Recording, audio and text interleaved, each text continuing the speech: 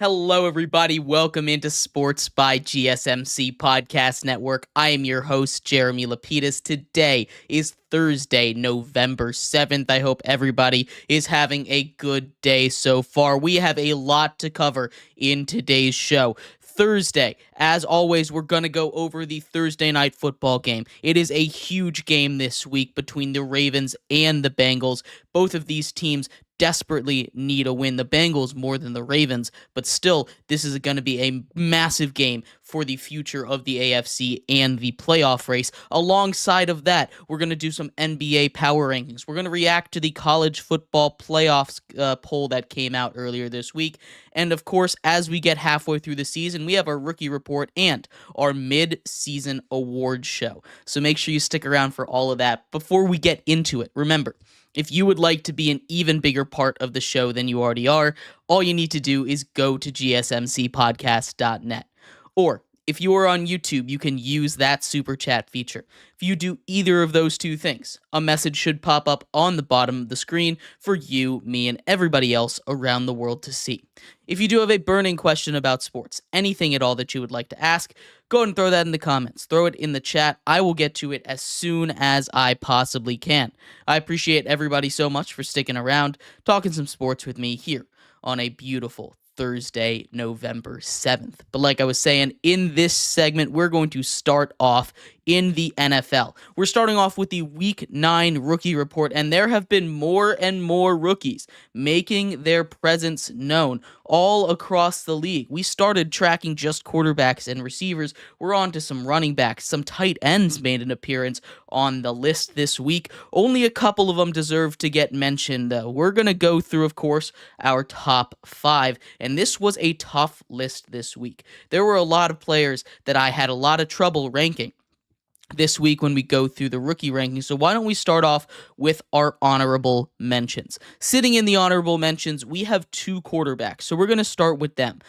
Starting off with Caleb Williams. This is his second week in a row where he hasn't made the top 5. Caleb Williams was on a run there for a little bit where he looked like he maybe was going to snatch Offensive Rookie of the Year away from the current leader in Jaden Daniels. He and the Bears have now suffered 2 awful-looking losses, and Caleb Williams has kept himself in the honorable mentions category. This is not his fault. He's playing good enough football. The Bears team around him are kind of leaving him in the dust. He ends the day a little bit over 50% passing, 22 for 41, 217 yards, no interceptions, no touchdowns either. Not too much on the ground to add. Not his greatest day, so he stays in the honorable mentions. The other quarterback that's joining him in the honorable mentions, that's Bo Nix. A lot has been said about Bo Nix by me and by many others. Bo Nix, a guy that he's kind of boring. He's doing a lot of the things right, but he's been kind of boring. He had stats in receiving, in rushing, and in passing. He had the triple threat of stats right now. So that's impressive in its own right, but none of them really meant too much. He didn't do too much. As always, his completion percentage is always pretty solid. 19 for 33, adds 233 yards through the air. No touchdowns in interception. He did manage to catch a touchdown, a really nice catch on a throw from Cortland Sutton, a 2-yard reception for his first career receiving touchdown. Added 36 on the ground on 6 carries.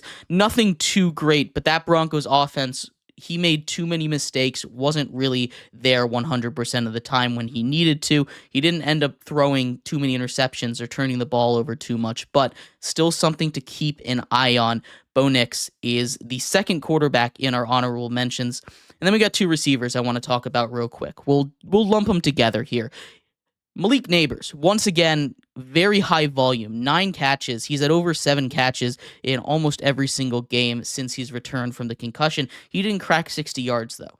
That's more on Daniel Jones, I think, than anything else. But here's a guy that went over 100 yards against Washington in their first matchup. There was no reason why he couldn't have done that again.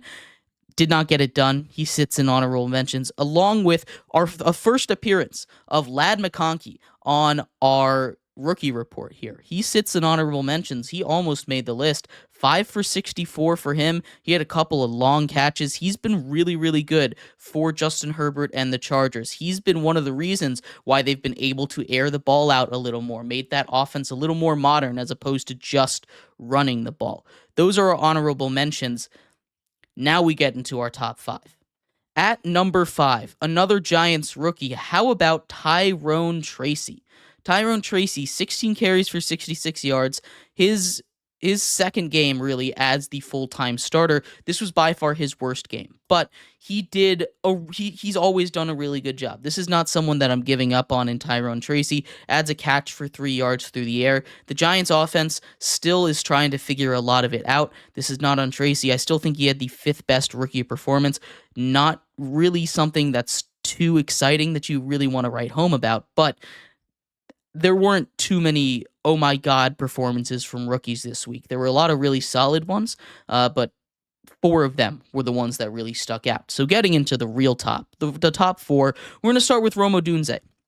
Cracks 100 yards for the second time in his career. He was the go-to guy for Caleb Williams. Seems like he's having issues, Caleb Williams, with DJ Moore. Maybe we see a bigger target share go to Rome Odunze. There's that rookie duo right there.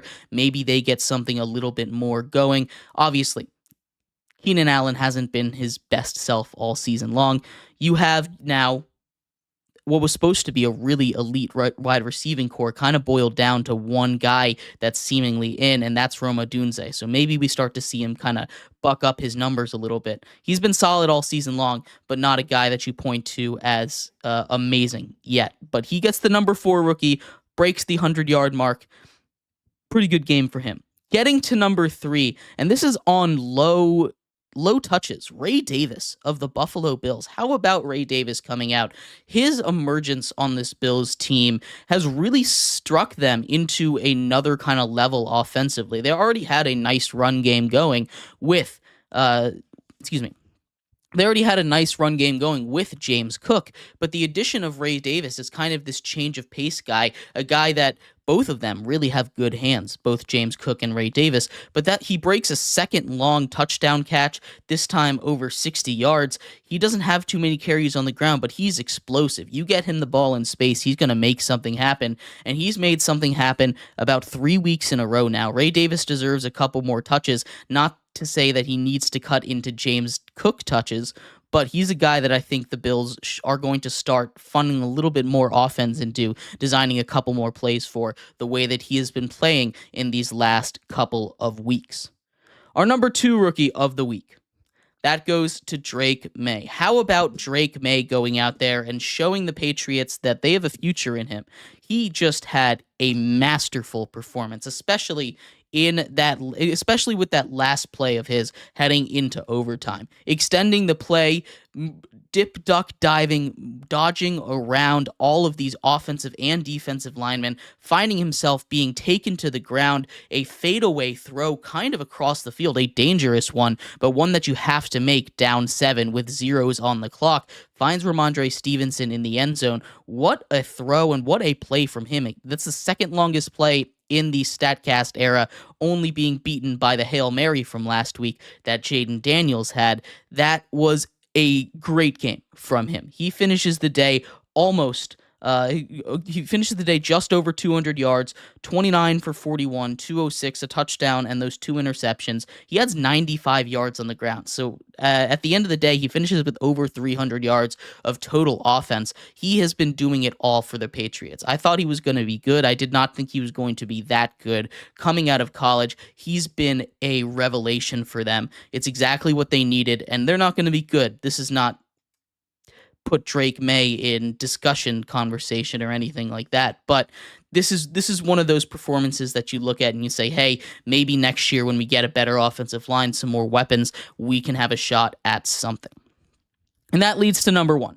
Of course, the number 1 rookie of the week, it's Jaden Daniels. He's won this almost every single week, this rookie of the week, this rookie report, rookie of the week that we give out here on Sports by GSMC Podcast Network. 15 for 22, not that many pass attempts, 209 yards, 2 touchdowns. The key thing is he's not turning the ball over. Most of these rookie quarterbacks have been really good at not turning the ball over. Quieter day on the ground, 8 for 35, but he dominates yet again. He puts up another masterful performance against the Giants. He's now 7-2 on the season. No one saw this coming. Jaden Daniels coming out of nowhere, or I won't say really out of nowhere, but the Commanders coming out of nowhere. Jaden Daniels has been the truth for them, and it's changing the entire conversation around Washington. They go out and they're buyers at the deadline now, getting Marshawn Lattimore. I'm curious to see how much that's going to affect them. This should be fun. But Jaden Daniels, winner of the Rookie of the Week for us here in the NFL Week 9 Rookie Report. Usually at this point, we do a who's leading the polls for Rookie of the Year, Offensive Rookie of the Year. But with our next segment, the Midseason Awards Show, we've got it baked into it. So make sure you stick around to hear where these rookies stand, as well as MVP, Defensive Rookie, Defensive and Offensive Players, as well as Comeback and Coach of the Year. We'll be right back with the Midseason Awards Show coming up next here on Sports by GSMC Podcast Network. I feel like I'm losing my mind. Is everybody in the world blind? Please, Lord, give me a sign, a sign. I feel like I'm losing my mind. Is everybody in the world blind? Please, Lord, give me a sign, a sign. I wanna be the greatest. Everybody on the fake shit. I look around and feel like everybody is the fakest. I make this every day and I'm impatient. Hoping one day I blow up from the basement. Statement, the top is so vacant. I don't need shit that I think is amazing. Waiting for my day when I'm playing. Sold out shows for 1,000 faces. Hey, give me that crown. Get in my way and to be put down. It ain't your place, all this my town. If I want that shit, then I'll get it right now. I'm losing it, the news it fits. I'm losing shit, a stupid myth. You choose to live or choose to dip. You choose to fight or lose your grip and lose a gift. I feel like I'm losing my mind. Is everybody in the world blind? Please, Lord, give me a sign, a sign. I feel like I'm losing my mind. Is everybody in the world blind?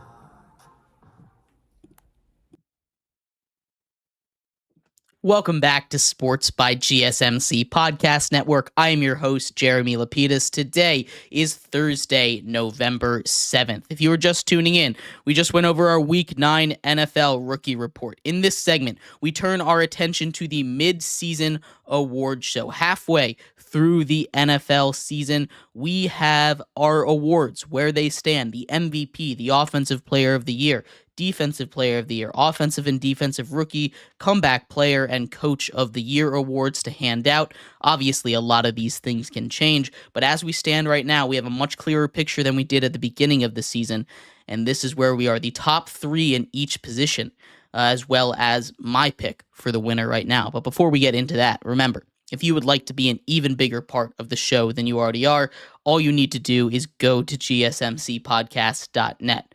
Or if you are on YouTube, you can use that super chat feature. If you do either of those two things, a message should pop up on the bottom of the screen for you, me, and everybody else around the world to see. If you do have a burning question about sports, anything at all that you would like to ask, go ahead and throw that in the comments. Throw it in the chat. I will get to it as soon as I possibly can. I appreciate everybody so much for sticking around, talking some sports with me here on a beautiful Thursday, November 7th. But like I was saying, getting into the mid-season NFL awards show after 9 weeks, halfway through this 17-week season, and we'll start right at the top with the MVP. There's a lot of ways this could go. Obviously, the MVP has been a quarterback-dominated award for a very, very long time. The last non-quarterback to win it, I should say, was Adrian Peterson all the way back in 2009. It's been a very, very long time since a non-quarterback won this award, and I don't think that's going to change this year. It's been a weird year for the MVP, right? You have a couple of guys that seemingly are running away with it, and then the odds makers don't really seem to know what to do after that. Right now, Josh Allen, Lamar Jackson seemingly running away with it, but who's third in that ranking? There have been a lot of names thrown out there. Patrick Mahomes has been floating around there all year, although I do think that is ridiculous. He is not my third finalist. A couple of guys that were fighting for that third spot, aside from Josh Allen and Lamar Jackson, were two quarterbacks in very different spots right now. You have Joe Burrow, who's putting up MVP-like numbers on a team that started off struggling to begin the season. Joe Burrow, who is second in the league in touchdown passes, has very few interceptions, and is putting up the yards. He is a guy that I think is putting up MVP numbers, but his team isn't winning. And that has been a big part of the MVP, which turns our attention to the other guy that was looking at that final spot, Jared Goff. Jared Goff quite possibly could be the MVP. He's not really putting up those MVP numbers, but what he has been is efficient. He has thrown less incompletions than the Lions have touchdowns. The Lions have more touchdowns than he has incompletions. That is insane. That is ridiculous. And it's a stat that doesn't really seem to stop. He barely throws any incompletions. He had the first ever 100% completion game that didn't quite reach the amount of targets he amount of attempts to go into the record books. But still, what he's been able to do with his efficiency numbers is incredible. That Lions offense is just, incredibly efficient. Every time they feel like they're getting at least a chunk play every time they touch the ball. All that being said, I think I'm leaning towards Joe Burrow to be my finalist. So the three finalists for MVPs at midseason, it's Josh Allen, Lamar Jackson, and Joe Burrow. And talking about those two, it really seems like a two-horse race. You have the reigning MVP in Lamar Jackson, who's doing special things, and Josh Allen, who has yet to win an MVP in his career, but is leading a definitely less talented Bills offense to very similar numbers. I think I'm leaning towards Josh Allen in this one. And as much as it might sound like voter fatigue, and maybe it is because Lamar Jackson already has two, won one last year, and Josh Allen doesn't, and he deserves it. I still think Josh Allen is putting up better, if not comparable numbers to Lamar Jackson on a more consistent basis. He's only turned the ball over once all season long, and that was his biggest issue. Josh Allen for me is the mid-season MVP. Getting on to Offensive Player of the Year, though, we have three finalists coming up for you. How about Saquon Barkley as a finalist? Saquon Barkley already has targets for careers highs in rushing, averaging over 100 yards on the ground per game. He has been special in Philly, not to mention just the craziness that he pulled against Jacksonville earlier this week. Justin Jefferson has been the best wide receiver in the game. He has single-handedly revived Sam Darnold's career, and he is keeping that Vikings offense in it. Even if it seems a little quieter than it has in the past, Justin Jefferson is doing some superhuman stuff every single week. And of course, Derrick Henry. Derrick Henry, on pace for 2,000 yards, would be the first player in NFL history to have multiple 2,000-yard seasons. He's crossed over that 30-year-old hump that running backs are supposed to just fall off a cliff after they hit, and he has not. He's hit the ground running. He's looked even better. He's scored a touchdown in all but 1 week of the NFL season right now. He is insane what he's been able to do. Derrick Henry doing things that he's not supposed to be able to do. He had 1 million carries in high school, 1 million carries in college, and another 1 million carries in the first half of his career in the NFL. He's supposed to be slowing down. Instead, he's speeding up.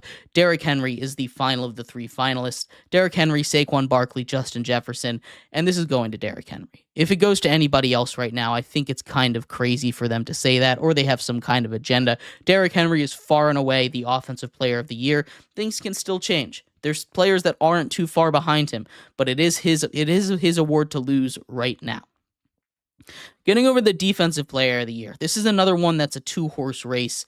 I think trying to find a third finalist, there was no one that really stuck out to me. Xavier McKinney came over to the Packers earlier in the offseason, and he had an impressive streak through the first 5 weeks of the season, got an interception in each of them. I believe he has 6 interceptions now on the year. It's very hard for a defensive back, even harder for a safety to win the Defensive Player of the Year award, but I think he deserves a shout out over there. Xavier McKinney is one of our finalists for the Defensive Player of the Year. We also have TJ Watt. TJ Watt has just been a wrecking ball for every single game he goes out there. He's been a wrecking ball. He had a little bit of a stretch there where he didn't have a sack, but he was still making a difference. He seemingly makes superhuman plays every time he needs to. He is the clutch. The Steelers find a way to win 9 games a year, and I think 6 of those happen because of TJ Watt. He is one of our finalists, and of course our third finalist, Dexter Lawrence. How about Dexter Lawrence of the New York Giants, a defensive tackle leading the league in sacks? Sexy Dexy is one of the best all-around pass rushers, run stoppers, probably the best defensive tackle in all of football. He is incredible. He is the reason, the anchor that Giants defense has been able to even slow anybody down. They're doing something special over there, and Dexter Lawrence deserves a little bit of talk. He is one of the finalists, but I think it has to be TJ Watt to win the Defensive Player of the Year award. Again, he's just a superhuman on the field. What he's able to do seemingly whenever the Steelers need that big play, he steps up. It's just insane to watch him do it. TJ Watt, Defensive Player of the Year. As I teased in our last segment, the Offensive Rookie of the Year is up next. And this one we've talked about a lot, so I'm not going to spend too much time on, but I am going to go over the top 3 finalists for me. Obviously, you have Jayden Daniels. Jayden Daniels has been at the top since week 3. He's going to continue to be at the top. He hasn't done anything to change that. You have Caleb Williams, kind of sliding a little bit, but I still think he deserves to be second after what he did weeks like 4 through 6 on this. He's not too far back. And then the third one. There's been a lot of debate about this, but I'm giving it to the best receiver in this class so far, the one that's been the most consistent, the one that's had the most production overall, and that's Brian Thomas Jr. over in Jacksonville. There was a lot of talk about a lot of receivers coming into this draft. Malik Neighbors obviously has shown that he's special. We've seen some flashes from Marvin Harrison Jr. We've seen Rome Odunze, all these top 10 receivers that went with super high expectations show that they deserve to be taken that high. But Brian Thomas Jr. has been the most consistent. He's been really the only weapon in Jacksonville that Trevor Lawrence can rely on. And even then, he's had a couple of drops. He had a down game this week against Philly, but he, I think, has been the most consistent offensive weapon that isn't a quarterback. And you might say Bo Nix. Bo Nix is a fine answer to put here, but I'm giving Brian Thomas some love. He is the third finalist, but obviously it's Jayden Daniels' award to lose. He had a little bit of an injury scare, and that would have thrown this whole Offensive Rookie of the Year into turmoil. But he's out there, he's doing his thing, and nothing is slowing him down right now. Jayden Daniels, Offensive Rookie of the Year. The defensive rookies have been kind of a little disappointing. You have a couple guys that aren't on here, like Drew Phillips over in New York, who's had a really good season. Not anywhere near Defensive Rookie of the Year-esque, but still someone that's worth keeping an eye on. Outside of that, Kenyon Mitchell has been fine. He's got a couple too many penalties, but he's been good. Liatu Latu with the Colts, not really putting up the numbers they need him to. I think this far and away is going to Jared Verse. Jared Verse has been a huge help for the Rams, a defense that obviously lost one of the best defensive players of all time in Aaron Donald when he retired this last offseason. They go out, they get Jared Verse. He has been, along with Fisk, those two Florida State guys, those two rookies, have really combined to make up for a lot of what they lost with Aaron Donald. I think Jared Verse is the best defensive rookie of the year, best defensive player this year, and I think he's the front runner to win D-Roy. And that gets us to Coach of the Year and Comeback Player of the Year. Coach of the Year is going to be an interesting 2-horse race. I have 3 finalists. I threw Jim Harbaugh in there because I'm really impressed with what he's been able to do over in LA. But this is a 2-horse race. You have Dan Campbell over with the Lions, who the Lions are a juggernaut right now. And he didn't win one last year when I thought he should have. He is someone that I think deserves to be at least top 2. and Dan Quinn with Washington. And I don't really know which way to go. I think this by far is the closest race for the 7 major awards between Dan Campbell and Dan Quinn. Both of them, I wouldn't be mad at if they got it. I'm leaning towards Dan Quinn because he kind of did what Dan Campbell did last year, reviving a franchise from the dead into a franchise that people are scared of. People are excited to go see and go, spend time at, go root for. That's not something that Washington has had, and I think that's why Dan Campbell should have won last year. But that's Dan Quinn this year, and I'm leaning towards him to win that award right now. But things can happen. Obviously, Kevin Stefanski won the year last year because Joe Flacco came out of nowhere and ended up bringing the Browns to the playoffs. So anything can happen down the stretch, and that leaves us with the final one. Comeback Player of the Year. This award is an interesting one. It obviously went to Joe Flacco last year, which shouldn't have, but whatever. I think there's a clear front runner, but I can see the reasons why other people might be in discussion. There's a couple quarterbacks when you look at the odds for who's at the top. Joe Burrow, Kirk Cousins, obviously those two coming off of major injuries. Aaron Rodgers in there as well, although Joe Burrow and Kirk Cousins have been playing much better than Rodgers, which is why they're at the top. But I think this one very easily goes to J.K. Dobbins. J.K. Dobbins has struggled his entire career to stay on the field. He too had a season-ending injury last year. His entire time in Baltimore, whenever he was on the field, he was special. He could not stay healthy there for whatever reason. He goes across the country, joins up with his former coach's brother in LA, and he has been awesome. J.K. Dobbins is the comeback player of the year right now, and I don't think there's much discussion for that. But let me know what you think. MVP Josh Allen, Offensive Player of the Year Derrick Henry, Defensive Player of the Year TJ Watt, Offensive Rookie of the Year Jaden Daniels, Defensive Rookie of the Year Jared Verse, Coach of the Year Dan Quinn, and Comeback Player of the Year J.K. Dobbins. We're going to take a quick break here. When we come back, we turn our attention to the NBA. We have a brand new NBA power ranking coming out for you here. We'll go over all 30 teams, where they rank right now, as we're just about 2 weeks into the season. Talk about all of that and more coming up next here on Sports by GSMC Podcast Network. Looking for your daily fix of sports talk without having to pay for it? GSMC Sports Network is available on YouTube. Just search GSMC Sports Network. Get your fix of daily sports talk shows on YouTube. Absolutely free.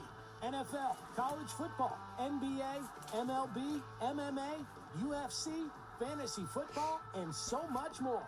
GSMC Sports Network has shows running all day long, with new sports shows starting every 2 hours. Just like on your favorite cable sports channel, except GSMC Sports Network is absolutely free. Just search GSMC Sports Network on YouTube to catch one of your new favorite shows, like the GSMC College Football Podcast, Chip Shot Football Podcast, Hoops and Heels Women's Sports Podcast, GSMC Basketball Podcast, and so many more. Check it out for yourself. GSMC Sports Network, now available on YouTube absolutely free. Search GSMC Sports Network on YouTube right now.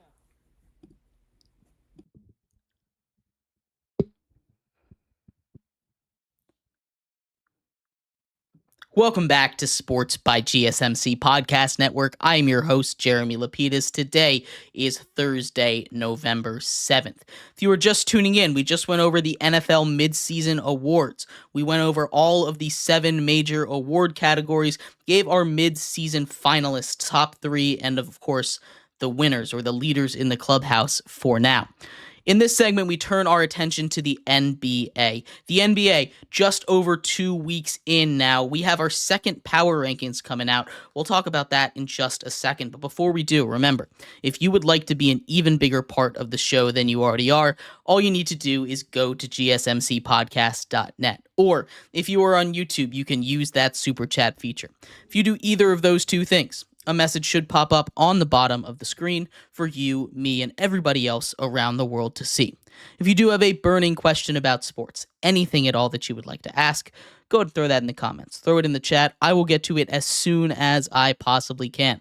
I appreciate everybody so much for sticking around, talking some sports with me here on a beautiful Thursday, November 7th. But like I was saying, in this segment, we are going to get all into the NBA power rankings. The NBA power rankings, it's a little bit different than those NBA power rankings, right? You have a couple of, different changes throughout the days, and I will admit this one was made before yesterday's game. So if a couple of things change, I apologize for that. But at number 30, the Utah Jazz, they've just been the worst team in the league, right? You had them finally get the first win and the other team was embarrassed. That's never a good sign. There haven't been too many positives to come out of this team yet. And that's not to say that there can't be. There's still, hope for this team. They've got a couple of young stars, a couple of young guys, but they're leaders in the clubhouse right now to go get Cooper Flag in the draft. Should be an interesting season in Utah. At 29, it's Portland, and there's been a lot of talk. I know the basketball host Nelson, when he goes on and does this show, he made a list of his own. We did a little comparison. He thought there were some other teams that were a little worse than the Blazers, and I can see it. They've had a lot of their young stars grow early on in this season, but overall, I think this team is still a year or two away from, or at least those young guys are a year or two away from really making that big step that they need. The Blazers are getting better.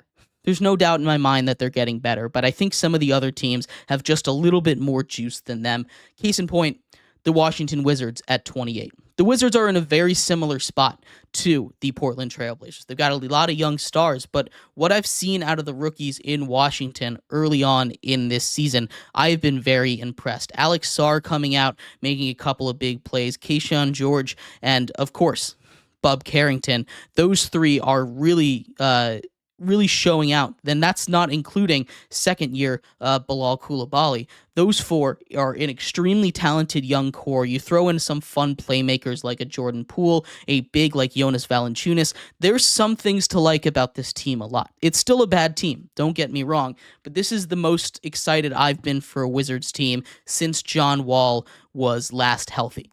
Very long time ago. At 27, it's the Detroit Pistons. And again, another one where we're seeing some of those young stars develop. That's what a lot of these teams at the bottom are. Probably we're going to say the same thing for about the next 3 or 4 teams, if I'm being honest. But the Detroit Pistons still have a little bit of life in there. We've seen a lot of growth out of Cade Cunningham, even last season. And now that now that they have a competent coach, something that they did not have all of last season, this is a team that you can still kind of see a little promise. Again, still a bad team, but there's a couple of options out there. There's a couple of guys that you take a look and you say, you know what? They might not be that bad. At 26 is the Charlotte Hornets. You talk about young stars. These stars aren't as young. LaMelo Ball, obviously, you saw Brandon Miller hit a buzzer beater the other night. This is a really, really young team that just can't stay healthy. If they can stay healthy, they have a shot at a play-in spot. And I know that doesn't say too much about a basketball team in the NBA when, 2/3 of the league make it to at least a play-in spot. But this is a Charlotte Hornets team that has, again, a lot of young guys, and as long as they can stay healthy, they're better than those bad teams if they can stay healthy. And that's a big if. They haven't proven they can do that yet, and I'm still a little concerned. So they're going to hold out at the bottom just a little bit longer. At 25, it's the Brooklyn Nets. They seem to have some magic. Dennis Schroeder every once in a while just goes on a little bit of a run. Cam Thomas, when he gets hot, he gets hot. And this is a Nets team that, again, bad. They're not really playing for much, but they have a couple of guys that just every once in a while for a week or two can just go on this kind of run that makes you think, hey, maybe they can be something. But they're smart. They're not going for anything. They're just having fun out there, playing spoiler. The Nets are at 25. At 24, it's the Spurs. Losing Greg Popovich, I think, is a huge blow, and I need to see how they do without him. But Chris Paul has really helped this team out. Jeremy Sochan has taken a huge step up this season. He had a lot of duties that he wasn't prepared for as a point guard last season. Victor Wembanyama taking a lot of jump shots. I'd like to see him get inside the paint a little more. I know he's not really built to, go bump with some of those big men down low, not going to compete in a box out competition with Steven Adams, but he's a guy that I think you can get him down in the block a little bit more. He's still a scary defender, and he's got the ability to hit those jump shots. So it's not the worst thing, but there are a couple games where he's cold and you'd like to get him a couple of shots inside the arc, inside the paint, and he's not always getting there. At 23, the Bucks, and this is a team that I understand if you have lower, but whenever your team has Dame and Giannis on it, I don't care what's going on with your coaching staff. I don't care what's going on with your defense. You are not the 29th best team in the league. You're not the worst team in the league. This is a team that has a lot of issues, don't get me wrong. They're sitting at 23 for a reason because they can't figure out that defense. They had the same issue last year, and I don't know why they continue to employ Doc Rivers. But this is a team with oodles and oodles of talent, and you cannot sit here and tell me that this is a team that you would not be scared of if you are facing them in a 7-game series. They are a team that on any given day, Lillard can drop 50, and Giannis every night is dropping 35 and 12, right? This is a team that you do not want to mess with when they're on. They have not turned that switch yet, and that is very concerning. Don't get me wrong, but this is a good Bucks team. I'm not sounding the trade Giannis alarm bells yet, although I have heard a lot of that. Something I don't quite understand. 22, it's the Sixers. We finally saw some Paul George. Now we need to see him play with Joel Embiid. Joel Embiid suspended for shoving a reporter. I'm going to hold out too much judgment on this team. Injuries, again, something to just be aware of. Paul George coming in, I don't know if he's really going to lead the team on his own, but he's fine. This is a team that is preparing more for the playoffs than the regular season anyway, and they're going through their own whatever, their own stuff. But I really would like to see Paul George and Joel Embiid together soon, and we're just going to have to wait a couple more days, a couple more games for that to happen. At 21, it's the Hawks. Trae Young does this thing where he just becomes one of the best point guards in the league on a really bad team every once in a while. He still is one of the best point guards in the league. This Hawks team just doesn't have the juice around him, and that's fine. We all knew that heading into the season, but Trae Young is willing this team further than it should right now, and that's not even very far 2 weeks into the season, but still 2 losses to the Wizards, not very good, but Trae Young playing amazing basketball. He alone is the reason they're here at 21. At 20, it's the Bulls. They have this same thing. They have very ineffective devil magic where they find a couple of guys. Vucevic right now is playing really good basketball. Zach LaVine healthy right now, which is important. And they're gonna see that and they're gonna say, you know what? We can compete. Let's not blow it up, which everyone thought they were going to. You have Josh Giddey playing some of his best basketball of his career. They're going to come crashing back down to earth, but 20 really isn't that high up in the sky, so it's not going to be too big of a fall. The Bulls hopefully will learn their lesson and not go all in, even though they can't really go much further in or, that far out because they don't really have the assets anymore. The Bulls need to just go and tank. They're kind of like the Saints right now. The Saints kept pushing it off, and now you see where they are. That's why you don't do that. The Bulls are in a very similar situation. The Raptors at 19. Injuries, again, a lot of these teams early in the season we're not going to hold too much judgment on. Injuries have really hampered the Raptors, but how about RJ Barrett? He's been out there. He's been playing really, really good basketball for the Raptors up in his home country of Canada. This is a team that, if everyone gets back healthy, they could make a little bit of noise. We're not going to hold judgment on him yet. Injuries are a big part, but RJ Barrett is playing incredible basketball right now. The Raptors are at 19. 18 goes the Clippers. They've really struggled at home despite how nice of an arena that new place is. James Harden playing really good basketball, but he can't do it on his own. You have Zubac playing really good basketball too. They can't win at home though, and I don't really know why. It seems like a really cool arena. It seems like the fans are into it. They get all those prizes for being the loudest fans. I think that's super cool. But Clippers have their own issues. They were never going to be that good, especially without Kawhi Leonard in. And they're going to come back down a little bit more. They started off pretty high. At 17, it's the Pacers. Tyrese Halliburton finally starting to do things. They get a big win against the Celtics earlier this week. I think that's like a week ago at this point. But still, they're starting to get their groove. The Pacers started off slow. Halliburton wasn't getting into it. Miles Turner playing really good basketball. Pascal Siakam playing really good basketball. If you can get those three working together, all playing really good together, this is a team that you see why they made the Eastern Conference Finals. They're a team that could do it again because they are improved from last year. They just weren't all playing at the same time, and Halliburton's a little bit too inconsistent for me to really believe in this team. At 16, it's the Pelicans. Brandon Ingram started off really hot. Zion's played a couple of good games. McCollum's come in there. They've got a lot of pieces that, again, haven't all played together good at the same time, whether that be due to injury, rust, whatever. They just haven't all played together. Again, early in the season, this is a Pelicans team that I think has a lot of promise, but they just need to figure out how to work together. The Rockets here at 15, they're a team that I have a little bit of trouble with. They have these really good nights and these really bad nights. No doubt about it. Sengun is someone that I'm a big fan of, but he's a little inconsistent, just like everybody else. They go out and they dominate a game, then they get dominated. It's kind of an ebb and flow with this team, which is why they're sitting right at the middle. The Rockets are at 15. The Magic are at 14. They have really struggled without Paolo Banchero in there, and I don't blame them. He's their best player, but they need to be better without him. It's really, really bad. They cannot sustain anything offensively, and as much as he was an offensive engine, they had other guys, Jalen Suggs, KCP, that can be supporting roles, step up in games without Paolo Banchero, but they've been unable to do that this season, and that is very concerning for a team that I was honestly really high on heading into the year. At 13, it's the Kings. DeMar DeRozan has been an excellent pickup for them. Sabonis,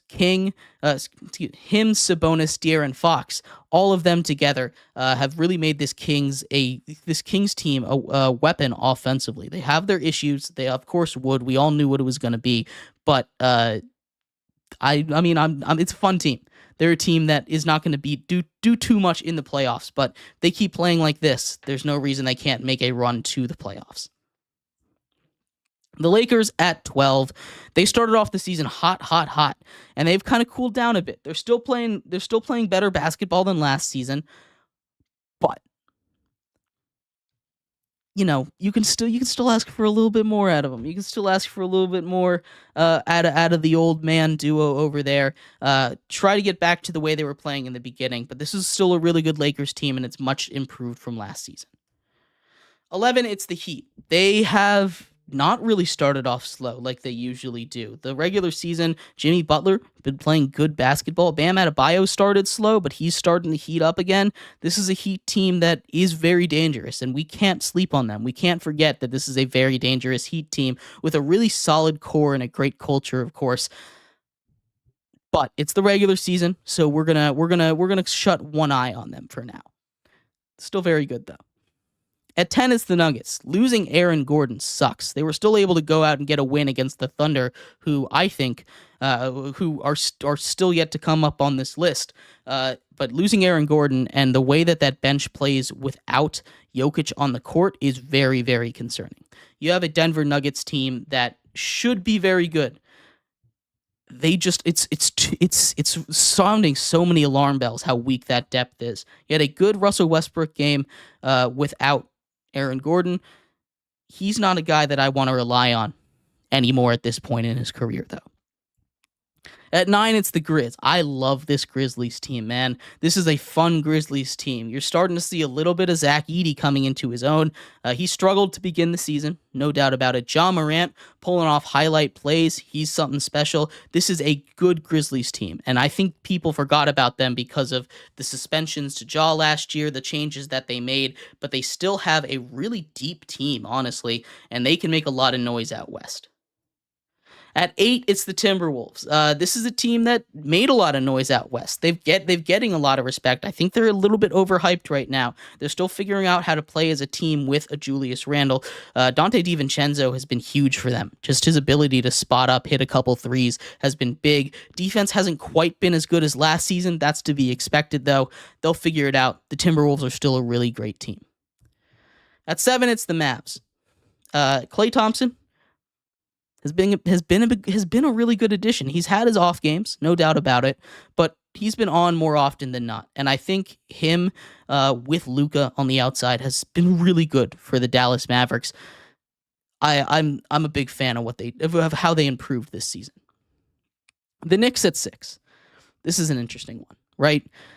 This is a Knicks team that has all the players, all the reason, all the storyline to go and be a top 3, top 2 team in the league, right? But they started off slow. They're sitting at just about 500 right now, and Cat's come into his own. That's what we were waiting on. The Knicks are still a very good team, don't get me wrong. But like I said, when I was making this list with Nelson, he wanted the Knicks to be all the way up at number 4, and I think that's a little ridiculous. I don't think they're a bad team. I have them at 6 here. I think they're a very good team.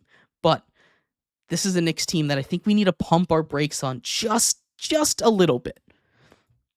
At 5, it's the Warriors. Steph Curry, I don't think I need to say anything else, right? This is a team that's been awesome. Steph Curry came back from a little bit of an injury. He keeps doing his thing. And Buddy Hield, a sharpshooter, if there ever was just simply a sharpshooter, he's come into his own this season at Golden State. He's really stepped into that kind of Klay Thompson role and replaced it. Done a pretty good job. Still have some issues there, but this is a Golden State team that is much better than last year. At 4, it's the Phoenix Suns. Kevin Durant is playing like an MVP right now. He's been in the league forever. And he is playing some of his best basketball of his career right now. I don't know what happened in Paris, but Kevin Durant is playing like another animal right now, and that is huge for the Suns. They needed this. This is a Suns team that put so much into this big 3. They needed to pay off, and the way that Kevin Durant is playing right now, the way that Beal is hitting his shots, the way that Booker is playing, they might be able to get something done. 3 goes to the Cavs. I believe they're the last undefeated team in the league after the Thunder lost. They've had a couple of scares, but they're coming out there. They're playing really good ball. Darius Garland, Evan Mobley have really stepped up this season. Obviously, you have Donovan Mitchell, but you have a guy in Jarrett Allen. That's a huge big 4 right there, and no one slowed them yet, so there's no reason to think they're going to slow down. The Celtics at 2. Jason Tatum also playing at MVP level. He's angry, and it's showing, and this is going to be a fun Boston Celtics team. They're just OP right now. They just shoot threes. They shoot you out of the gym, really. And they'll have a night like in the first game of the season where they shoot 60% from 3, and you just can't do anything about it. This is a really good Celtics team. They don't really have any weaknesses, which is crazy to say about any kind of basketball team right now with the way that this league is, but the Celtics are stacked. And that leaves us at 1. This obviously was a much more obvious one before the Thunder lost their first game of the season, but still, this is an elite Thunder team. You have incredible defense, great shooting, great playmaking. It checks all of the boxes. I think them and the Celtics far and away are the best teams in the league, and I can hear your argument if you want the Celtics to be at 1.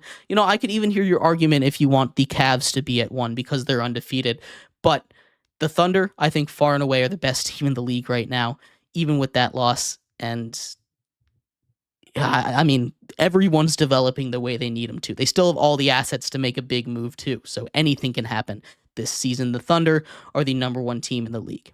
But let me know what you think. I'd love to hear your thoughts on my NBA power rankings. We're going to take a quick break. When we come back, we turn our attention to the college football playoff rankings. It came out on Tuesday. We didn't get to talk about it yesterday. We are going to go over all of it. Talk about my issues, what I liked about it, what I didn't. So stick around for that. We'll be right back here on Sports by GSMC Podcast Network.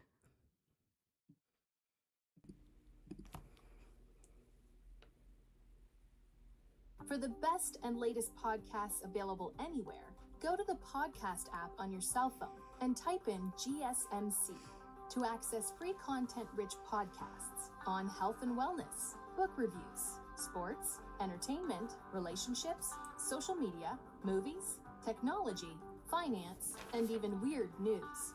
Subscribe and download the GSMC Podcast Network's family of shows, available everywhere podcasts are found.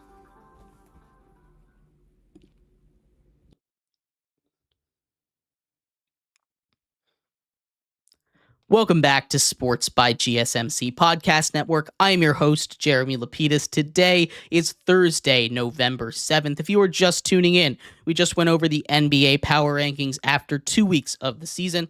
In this segment, we turn our attention back to football, college football to be more specific. The college football playoff rankings came out, the first one of the kind that shows us kind of where the voters, the committee, are thinking as we head into the first ever 12-team college playoff. We're going to talk about that, where everything stands, in just a second. But before we do, remember, if you would like to be an even bigger part of the show than you already are, all you need to do is go to gsmcpodcast.net. Or if you are on YouTube, you can use that super chat feature. If you do either of those two things, a message should pop up on the bottom of the screen for you, me, and everybody else around the world to see. If you do have a burning question about sports, anything at all that you would like to ask, go and throw that in the comments. Throw it in the chat. I will get to it as soon as I possibly can. I appreciate everybody so much for sticking around, talking some sports with me here on a beautiful Thursday, November 7th. But like I was saying, in this segment, we're getting into the college football playoff poll reactions, right?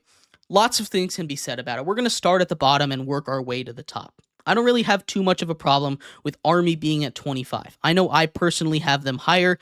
I don't mind them being at 25. Their strength of schedule hasn't really shown too much this season. I understand why you want them lower. I'm glad that they are ranked, though.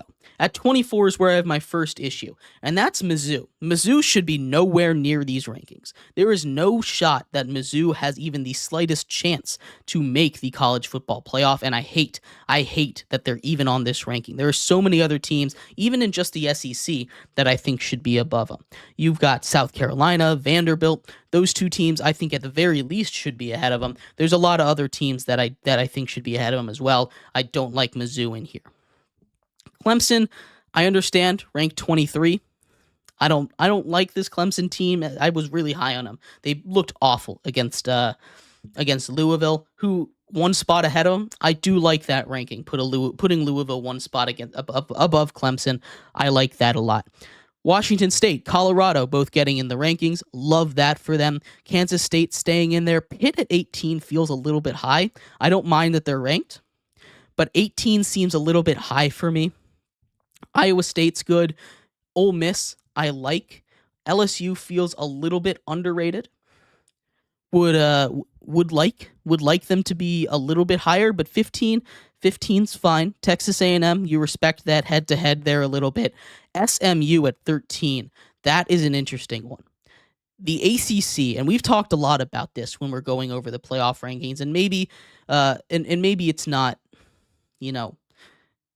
it's not time to do an overreaction kind of situation. But you have a team in SMU whose one and only loss is to BYU, an undefeated team, and it was a close loss where they didn't have their starting quarterback. This is an SMU team that's come out and they dominate. They dominated Pitt, who is 18 in the ranking. I think Pitt should be a little further down because of that, but I understand. Now the question is, what does this mean for the ACC? If SMU wins and Miami loses the ACC championship, does Miami get in? We'll get to the top 12 in a second, but those are the just missed teams. So the first team out is SMU, which is the way they're looking at right now. It sounds like there's no room for error. You're only going to get one bid in the ACC and one bid in the Big 12, which I get out of the Big 12, but I think the ACC deserves two, I think. We'll see, though. At 12, that's Boise State. It's interesting that they put them at 12. I kind of like that they did that, kind of to do a separation. I'm curious if they would have done that with any Group of 5 team.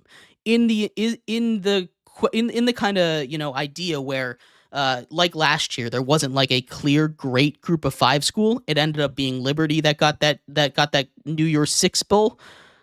Would they have put Liberty at 12? And that's the question, I think, because I don't mind Boise State at 12. I don't think they're the 12th best team in the nation, but if they're just putting that 12 spot as a placeholder for the Group of 5 school, that's fine. It's not something I mind, but it is an interesting discussion whether they really think they're the 12th best team or if they're just placeholding that 12 spot for the Group of 5 school. At 11, you've got Alabama. I like that. I like Alabama at 11. They're still in, but they're just barely holding on. Notre Dame at 10, like that. BYU at 9. Okay. I know some people like them higher. I don't mind that. I think BYU at 9 is a pretty good spot for them. There's a couple teams that I'd have below them. Tennessee, Penn State, some teams that I would throw below them. I'd move both them and IU ahead of them. But I don't mind that they're there. I'm just glad that they're in the top 10. Same thing with Indiana. Indiana was one of the more interesting ones we were looking at being ranked, right? Indiana's the kind of team where they don't have the pedigree. They're not like an Ohio State, a Georgia, a Miami, where there's this big brand, this big school that you look at and you say, yes, of course they're there. This is the best start in the history of Indiana football. I love that they're up at 8. They've dominated. I understand strength of schedule issues. But as Joel Klatt pointed out on his show the other day, Georgia last year, very similar strength of schedule, very similar kind of win margins. In fact, Indiana won by a touchdown more in their win margins. 100th versus 103rd schedule, and Georgia was 2. So I understand the issue. The other thing that you can point to at that is Georgia lost, and then they missed out on the playoffs. That's something to keep an eye on too. So maybe they're saying, Indiana, you don't have a thing to lose because of your strength of schedule. I'm not entirely sure though. At 7, it's Tennessee. I think that's a little high for Tennessee. I think Tennessee's a good team. Don't get me wrong. Tennessee, that defense is incredible, but I don't trust that offense enough to win a bunch of games in a row, and 7 feels a little high. Same for 6 with Penn State. I was never high on Penn State. You've known that. I've been lower on Penn State than everybody else all season long. I've been, in general, about 4 spots lower than them on Penn State than everybody else. Penn State's a good team. I think they deserve to be in the playoffs, but 6 feels a little high to me. Top 5, like I talked about when we did our college football top 25, it's the right top 5. That is the right top 5, and honestly, I think that's the right order as well. I think it's great. Texas at 5, Miami at 4, Georgia at 3, Ohio State at 2, and Oregon at 1. Oregon, by far, deserves to be that number 1 team. Where it becomes interesting is that 5 seed's a really good spot to be in. I know people talk about that. They play the 12 seed at home. They play the winner of the group of 5, and then they go and they play the 4 seed. So, you basically get the easiest path to the next round. It's not easy necessarily, because I think all these teams at the top are really good, but it is interesting to see how this playoff format's going to work. I'm excited to see how it does. But I'd love to hear your thoughts on the college football playoff rank. I don't have too many issues with it. My biggest issue is that Missouri still is ranked. There's a couple teams I'd like to see ahead of them, but overall, I think they did a pretty solid job. I'm not too mad with it at all. But yeah, we're going to take a quick break here. When we come back, we finish off our show with a Thursday night football preview, a massive matchup in the AFC North between the Cincinnati Bengals and the Baltimore Ravens, a game that went into overtime when they played earlier in the season that saw the Ravens escape by the skin of their teeth. We'll see if it changes this time in Baltimore. We'll be right back here on Sports by GSMC Podcast Network.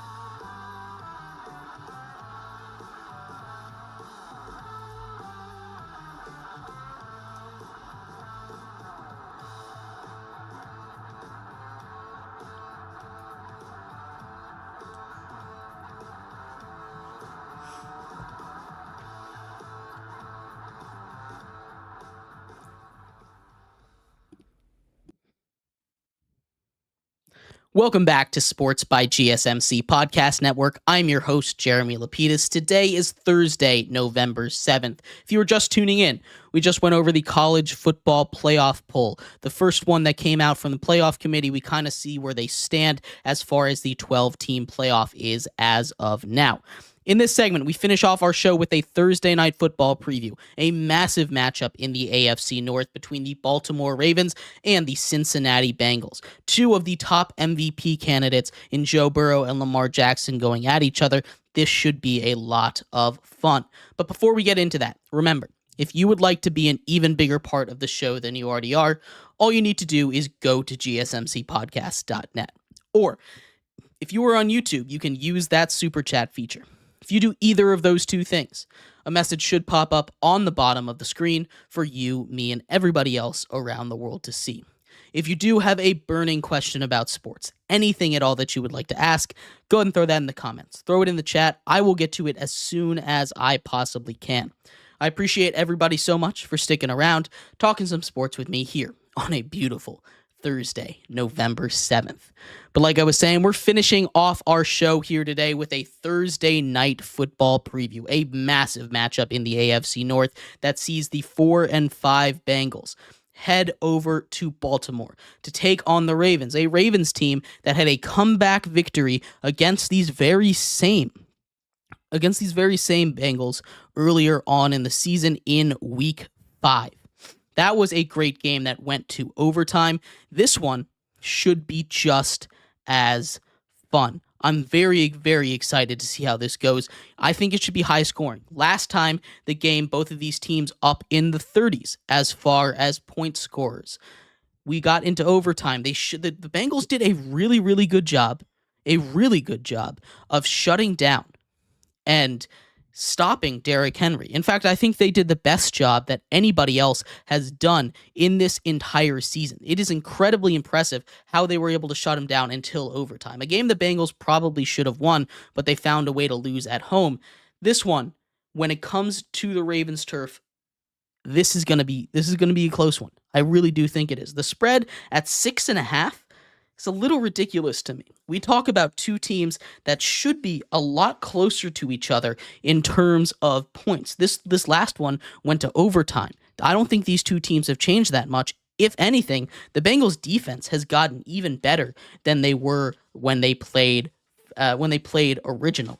This is a Bengals team that finally got healthy on the interior. And remember, they were able to shut down Derrick Henry as much as you can shut down Derrick Henry with the way he's playing this season more than anybody else. Joe Burrow, Jamar Chase should feast tonight. I know the Ravens went out and they added Tre'Davious White, but this is a Ravens secondary that has let everybody other than Bo Nix go wild on them from the quarterback position. Joe Burrow coming off of his second 5-touchdown performance of the season. Maybe he gets T. Higgins back. I'm pretty sure he's not going to play, but this is a team that has been much, much better in the Cincinnati Bengals. And I think this game goes a little bit differently than last time. I think, like last time, it's going to be incredibly high scoring. It's going to be a shootout. This is one where I think you take overs on just about everything, because both of these defenses have their holes. But I think the way, and both of them were on a roll. It really was. They really are. But I think the way that the Bengals are playing, their defense playing much better. They get a huge win at home, their first home win of the season. I know a home game in division kind of means something, and both of these teams should come out. This is going to be maybe their biggest game remaining on the schedule. The Bengals, I think, come out playing for more than the Ravens do, and I think they get the victory in this one. A close one in division. I think Cincinnati wins 38-35. But let me know what you think. This one should be a lot of fun, and I cannot wait for it. Jamar Chase is due for a big day. Joe Burrow due for a big day. Lamar Jackson, Derrick Henry, Zay Flowers, all of them going to have big days. I'm very, very excited for tonight. But let me know what you think. I'd love to hear your thoughts, and thank you everybody so much for tuning in to today's episode of Sports by GSMC Podcast Network. I've been your host, Jeremy Lapidus. We'll be back here, same time, same place tomorrow to go over game picks. It is Friday. NFL game picks, breaking down the Thursday night football game, college football game picks, and what is going to be a really good week 11. So make sure you come back for that tomorrow. We'll talk about all of the action for over the weekend. I will see you then. Bye-bye.